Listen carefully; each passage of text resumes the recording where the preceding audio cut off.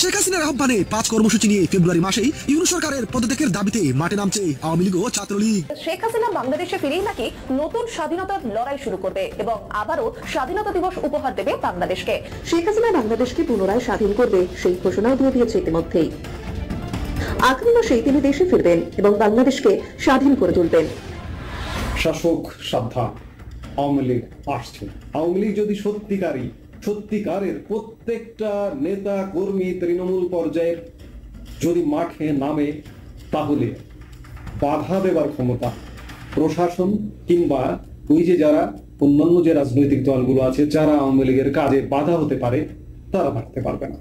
অন্তর্বর্তী সরকারের পদত্যাগ দাবিতে লিফলেট বিতরণ করেছেন শিক্ষা ক্যাডারের এক কর্মকর্তা। মুকিব মিয়া নিজের ফেসবুকে লিফলেট বিতরণের ছবি পোস্ট করেন।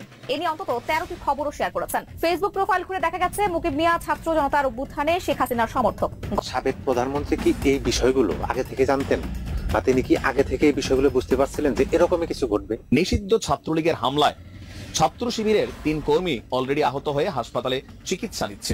আজকে যে ঘটনা ঘটছে, এই ঘটনা থেকে আমাদের কাছে মনে হচ্ছে যে যদি মাঠ পর্যায়ে ছাত্রলীগ বনাম শিবির সংঘর্ষ হয়, তাহলে কোথাও না কোথাও ছাত্রলীগই মনে হয় বিজয়ী হয়ে যাবে।